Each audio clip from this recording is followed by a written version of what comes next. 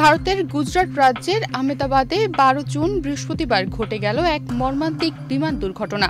Air ইন্ডিয়ার Boeing 787-8 Dreamliner Ahmedabad থেকে লন্ডনের গ্যাটউইকগামী এই ফ্লাইটটি উড্ডয়নের কিছুক্ষণের মধ্যেই বিধ্বস্ত হয়। এরপর থেকেই সকলের মনে প্রশ্ন ওঠে, হঠাৎ কেন এমন বিমান দুর্ঘটনা ঘটল?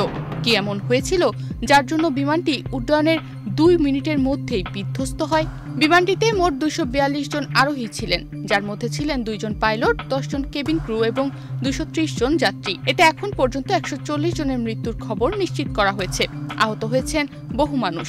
দুর্ভাগ্যজনকভাবে নিহতদের মধ্যে গুজরাটের সাবেক মুখ্যমন্ত্রী বিজয় রূপানী ও আরও কয়েকজন বিশিষ্ট ব্যক্তি ছিলেন বলে জানিয়েছে স্থানীয় প্রশাসন। এ বিষয়ে সাবেক ক্যাপ্টেন ও বিমান চলাচল বিশ্লেষক সৌরভ ভটনাগর গণমাধ্যমকে বলেন, ভিডিও দেখে বোঝা যাচ্ছে উড্ডয়নটি প্রথমে স্বাভাবিক ছিল, কিন্তু মনে হচ্ছে একাধিক পাখির ধাক্কায় বিমানটির 2টি ইঞ্জিনই বিকল হয়ে পড়ে। পাইলট ল্যান্ডিং গিয়ার উপরে তোলার আগেই বিমানটি উচ্চতা হারাতে শুরু করে। এর অর্থ ইঞ্জিনে বড় কোনো ত্রুটি হয়েছিল। তিনি আরও যোগ করেন, মেডে কল থেকে স্পষ্ট যে পাইলট সর্বোচ্চ চেষ্টা করেও পরিস্থিতি সামাল দিতে পারেননি। তবে বিমানটি ধীরে এবং কিছুটা নিয়ন্ত্রিতভাবে পড়েছিল, যা পাইলটের শেষ মুহূর্তের দক্ষতার প্রমাণ।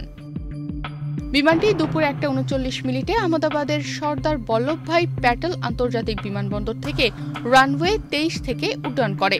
উড্ডয়নের পরপরই মেডে বা জরুরি কল পাঠানো হয় এটিসিতে।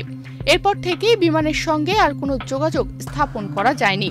এটিসি অর্থাৎ এয়ার ট্রাফিক কন্ট্রোল এ বিষয়ে গণমাধ্যমকে জানায়, বিমানটি উড্ডয়নের সঙ্গে সঙ্গে কাঁপতে কাঁপতে এগোচ্ছিল। এরপর বিমানবন্দরের সীমানা পেরিয়ে একটি মেডিকেল কলেজের ছাত্রাবাসের ওপর ভেঙে পড়ে বিমানটি।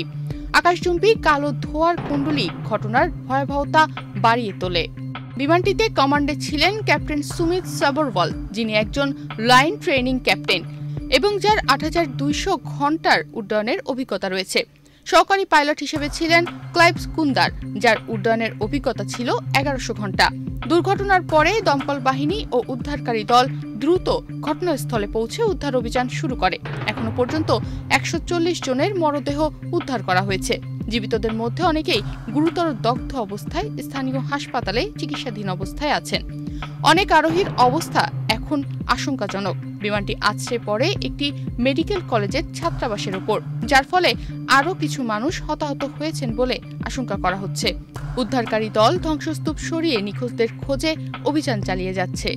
বাংলাদেশের পক্ষ থেকে বাংলাদেশ এয়ারক্রাফট মালিক ও পাইলট অ্যাসোসিয়েশনের সভাপতি এমজিআর নাসির মজুমদার বিষয়ে বলেন, এই দুর্ঘটনা শুধু ভারতের নয়, সমগ্র বিমান যাত্রী সম্প্রদায়ের জন্য এক গভীর বেদনাদায়ক মুহূর্ত। আমরা নিহতদের পরিবারের প্রতি গভীর সমবেদনা জানাই। বিমান পরিবহন ও সুরক্ষা সংস্থাগুলো ইতোমধ্যেই একটি তদন্ত কমিটি গঠন করেছে। বিমানটির ব্ল্যাক বক্স খোঁজার কাজ চলছে। এদিকে বোয়িং কর্তৃপক্ষ ও এয়ার ইন্ডিয়া কর্তৃপক্ষ পৃথক তদন্ত চালিয়ে যাচ্ছে। তনিমা রহমান, বাংলাদেশ প্রতিদিন।